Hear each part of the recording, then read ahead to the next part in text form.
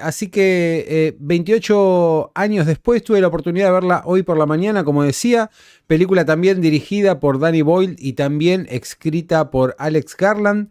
Eh, Me gustó mucho, pero siento que va a ser muy polarizadora, eh, porque de nuevo, como fue 28 días después, y como charlamos ayer bastante cuando veíamos la película, 28 días después representa un momento bisagra para el género, abandonando definitivamente a los zombies lentos de Romero y convirtiéndolos en infectados que ya corrían y alguien diría no necesariamente ganaban por número, como es el caso de los zombies más lentos, sino era una amenaza real incluso en pocas cantidades. Y después tuviste 20 años de émulos, ¿sí? Desde, no sé, The Last of Us hasta The Walking Dead, hasta tantos otros, no necesariamente corredores. Habíamos dicho que para mí fue como parte de la influencia de lo que terminó siendo la remake de Dawn of the Dead, 28 días después. La secuela que vamos a ver ahora se mete más en las convenciones del género y me parece que no es tan relevante, pero esta tiene que, 28 años después, digo, la película se estrena mañana, tiene que venir a cargar con el legado de la original y a la vez intentar, o no, hacer algo diferente.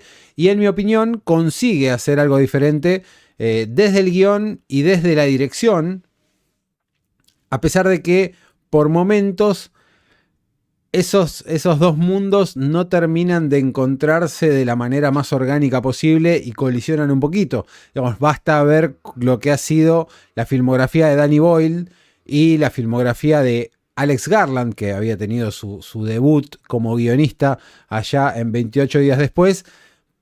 Y no es necesario ser un genio para darse cuenta que uno se volcó a los blockbusters, si se quiere, no necesariamente abandonando el estilo experimental por momentos, pero bueno, hay que recordar que Danny Boyle ganó un Oscar por ¿Quién quiere ser millonario? Y Alex Garland fue haciendo un cine cada vez, a veces más explícito y a veces menos, político, ¿no? Empezando con Ex Machina, después con Annihilation, con la que comparte algunas cosas esta, pero principalmente con Civil War, ¿no? Donde deja en claro que el verdadero terror somos nosotros.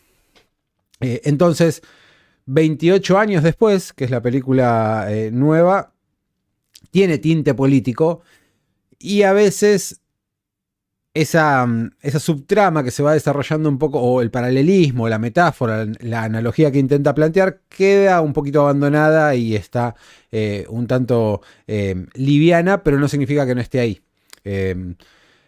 En este caso, lo que sucede en la película es básicamente que todo lo que es Gran Bretaña quedó en cuarentena. Gran Bretaña quiero decir el Reino Unido, ¿no? Es Inglaterra, Escocia e Irlanda en sus distintas formas y en sus distintas islas. Pero hay una isla en Escocia que ha quedado a su vez aislada de lo que es el continente y tiene contacto con el mainland o el continente a través de, o sea, un estrecho que cuando baja la marea queda expuesto y pueden cruzar. Y después cuando sube la marea, si no volviste, quedaste en bolas. Ahí es donde se desarrolla y ahí es donde Garland lo que hace es mostrarnos que esta pequeña comunidad vive casi en el medioevo, ¿sí? Salvando algunos detalles porque hacen sus propias flechas, digamos, van a tierra firme, digamos, van al continente a buscar madera para utilizar como combustible y demás. Entonces, y de hecho tenés varias líneas de diálogo del protagonista, Spike, que es un pibito de 12 años, que la verdad es que la rompe el pendejito, dando cuenta de que es una generación, una de quizá dos, ¿no? Que se crió sin saber cómo era el mundo antes y cómo es el mundo alrededor de él, porque hay que tener en cuenta que si bien la secuela, 28 semanas después, que vamos a ver ahora, quedaron aislados, entonces tiene esta cosa medio medieval, ¿no? Porque, como decía, este pibito es primera o segunda generación que nunca ha visto el mundo, esto venía por acá, que nunca ha visto el mundo como lo conocemos, porque hay que recordar que si bien es bastante común que en las películas posapocalípticas todo el mundo haya estado cruzado por la tragedia, en el caso de 28 años después, consiguieron contener el virus en Gran Bretaña o en el Reino Unido y el resto del mundo sigue adelante. Entonces en algún momento se encuentran con personajes del exterior que hablan de celulares, o sea, hablan de las convenciones que tenemos hoy, y este pibito no sabe nada, o sea, es como que existe fuera de tiempo. Y es un choque cultural interesante. Y ahí está también sostenida esta idea de cómo, que era lo que traía 28 días después, de que el virus era una mera excusa para exteriorizar un comportamiento que es más natural para el ser humano que generado por un factor externo como puede llegar a ser la epidemia. Después la película tiene un montón de cosas que para mí van a ser polarizadoras por lo menos. Tiene una edición rápida en la que contrastan imágenes de la película con archivo de justamente una Inglaterra más medieval o desfiles militares, ¿no? Como hablando acerca de cómo este mundo es básicamente un regreso a lo más primitivo, y lo más primitivo que conoce el hombre es el combate, de una u otra manera. Y por otro lado, lo que genera es un paralelismo intencional, creo yo, pero tenés que estar al tanto de lo que son los eventos de los últimos 10 años con el Brexit, porque es básicamente Inglaterra, y en este caso no el Reino Unido, quedando completamente aislado y olvidado por el resto del mundo, a punto tal que hay patrullajes en los mares para asegurarse de que absolutamente nada salga de ahí, que claro, uno lo puede relacionar de inmediato con lo que fue la decisión de Inglaterra, el famoso Brexit, de abandonar todo lo que es la Comunidad Europea y quedarse solo porque decían que les robaba. La típica mentira de la derecha que terminó saliéndoles el tiro por la culata porque les costó decenas de millones de libras. Pero más allá de ese paralelismo, la película también tiene como dos partes, como sucedía en 28 días después, en la que tenés una primera mitad enfocada en una relación padre-hijo más tradicional de este tipo de cine, ¿no? Una cosa de coming of age, una cosa muy tribal en la que Aaron Taylor Johnson, que es el padre Jamie de Spike, lo lleva para que tenga su primera muerte de una criatura, en este caso los infectados, y después una segunda parte un tanto más abajo en la cual hay una exploración más profunda de lo que es la naturaleza humana en ese contexto, que a mi entender, a diferencia de lo que pasaba en la primera, en 28 días después, en la cual la segunda mitad era como mucho más oscura, ¿sí? En la que volvíamos a los verdaderos monstruos somos nosotros. Esta quizás un poco más luminosa, ¿por qué no optimista acerca de qué nos hace lo que somos, si se quiere? Entonces hay algo interesante, pero si bien nunca aburre, porque la verdad es que son medio magnéticas las presencias en pantalla, principalmente la de Ralph Fiennes, hay algunos momentos en los que uno dice, pará, ¿y esto a dónde va? Entonces yo no sé si va a terminar de cerrar del todo a todo el mundo lo que es la película. Después hay un montón de cuestiones que tienen que ver con el aspecto técnico que también llaman la atención, ¿no? Está toda filmada en iPhone, supuestamente. Se utilizaron celulares para filmarlo. Creo que son iPhone 15 Pro Max, que en realidad tienen adosados unos lentes de la concha de la lora, pero bueno, técnicamente es un cosito así, lo que hace una camarita chiquita. De vuelta, quizá volviendo Danny Boyle a lo que fue aquella filmación de 28 días después, en la cual utilizó una de las primeras cámaras puramente digitales. Era de gama media y le da un tono muy sucio, pero le garantizaba cierta versatilidad.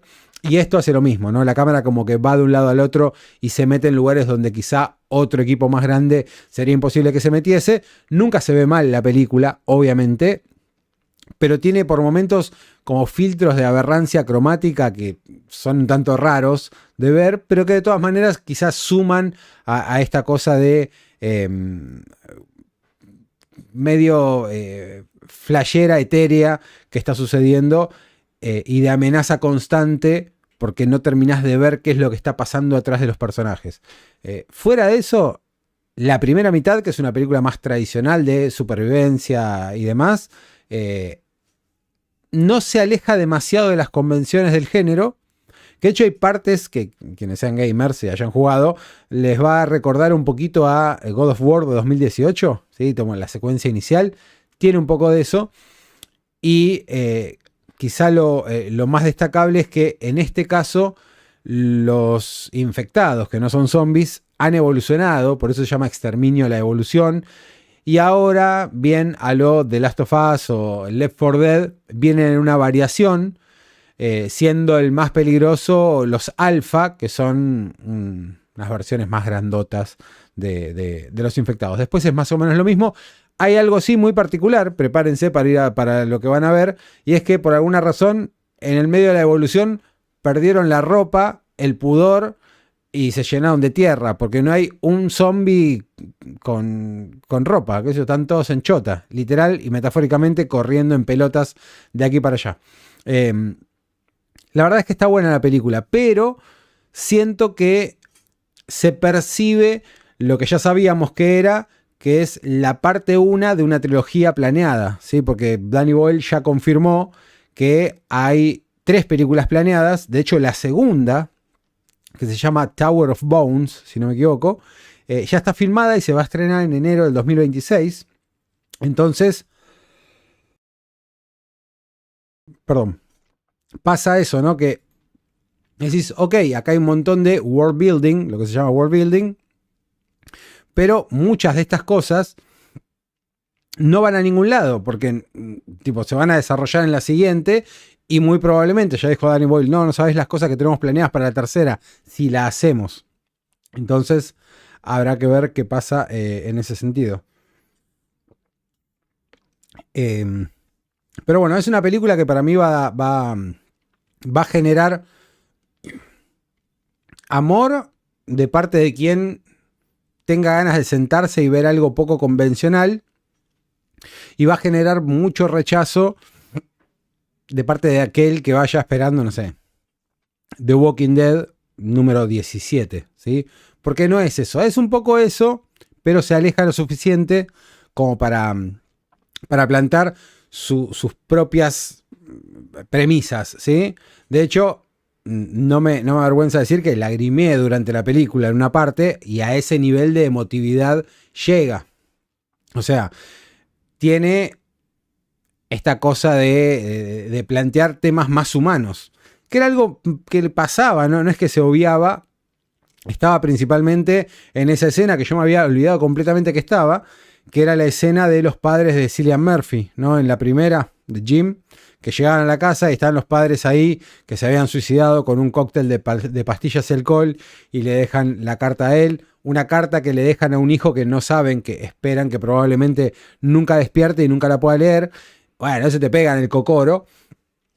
Hay un planteo similar en este caso, y la verdad es que se le da el suficiente desarrollo como para que sea poderoso, incluso cuando algunos de los personajes intervinientes terminan siendo un poquito unidimensionales y dejándote un montón de otras preguntas. Y es una película que, digamos, acá es donde sale el Danny Boyle que conocemos, que está muy bien filmada, y la verdad es que las escenas en las que la tensión tiene que funcionar, funcionan. Hay un par de jumpscares bastante fuleros. Y eso que no es que aparecen 7000 infectados, ¿eh? No es, no sé, como, ¿viste? The Last of Us. The Last of Us, que te plantean la tensión a veces a partir de los números. Acá no tienen que ser grandes números, primero porque no tienen armas, en su gran mayoría, pero en segunda instancia porque, digamos, hay una aproximación diferente a los enfrentamientos, y esto de que tengan que la comunidad volver a herramientas más tradicionales, ¿sí? Barra medievales, hace que sea un poco más tenso todo. Dicho eso, hay momentos en los que decís, pero negro, te tiene que estar corriendo, te tiene que agarrar, pero son los menos. Y finalmente lo que voy a decir es que, ¿se acuerdan esas fotos que aparecieron de los setups con 20 iPhones? Que era como para hacer una suerte de bullet time. Bueno, hacen eso básicamente, Porque claro, la realidad es que en el año 2025, ver a alguien matar a un zombie es como que no genera nada. Entonces, de alguna manera, salieron a buscar la forma de hacerlo un toque diferente y hace una suerte de bullet time falopa en la que corta entre 2 o 3 frames, nada más, o sea, 2 o 3 fotos de la cámara y crea un efecto que te desorienta, que la película te desorienta todo el tiempo, me parece muy copado, que te desorienta mucho, pero que por lo menos le da un poco de frescura. Obviamente cuando después de usarlo 5, 6, 7 veces, el efecto como que pierde un poco el impacto, pero durante esas primeras ocasiones lo tiene. Trato de pisar sobre cáscara de huevo de spoilers porque me parece que la historia tiene cosas interesantes y hay momentos interesantes para descubrir. La parte de los alfas es copada, pero lo que tiene y lo que a mí me hace un poco de ruido es que tiene un montón de cosas como muy atractivas y todas se tratan de manera un poco superficial. De vuelta, como si esto fuera un primer gran acto, que de hecho termina con un cliffhanger y con uno de los finales que yo creo que van a ser uno de los finales más polémicos de este año, y termina con un gran cliffhanger que, bueno, te deja con ganas de ver qué viene. Pero tenés que saber que muy probablemente sientas que es una película que está pensada para lo que viene y menos para lo que está, ¿sí? Es como un gran primer acto. Algo parecido a lo que no lo puedo hablar, no puedo dar fe porque no la vi, ninguna de las dos. Algo similar a lo que puede llegar a pasar con Across the Spider-Verse, la película animada que es la secuela de Into the Spider-Verse, y Dune Part 2, ¿no? Que también es Dune 2 parte 1 en realidad. Es como, bueno, es la primera parte de 2, se completa cuando tenés la segunda. Entonces, no, eso nos hizo bastante el cine, que fue ¿cuál? Harry Potter fue la primera, que dijo, no, está bien, son 7 libros, pero te hago 8 películas, me hago el boludo, y el último libro te lo divido en 2, pim pam pum, pagar la entrada. Entonces, lo hizo esa, lo hizo The Hunger Games, lo hizo Twilight, es como que se convirtió medio en la norma joven adultos que te dividen la última película en 2 para dejarte con la vena y hacerte taca taca pagar una entrada más. Bueno, esta, qué sé yo, siguiendo con el legado de 28 días después, que es una película que tiene un final, que es un final y nada más, hace bastante más eso. Eso de decir, ¿qué? No, ¿y ahora? ¿What? Nos vemos la semana que viene. Así que bueno, si van a verla al cine, vayan sabiendo que puede que se encuentren con esa sensación tan, para algunos irritante, para otros un tanto decepcionante porque convierte la experiencia cinematográfica en una serie común, ¿sí? Que no está tan bueno.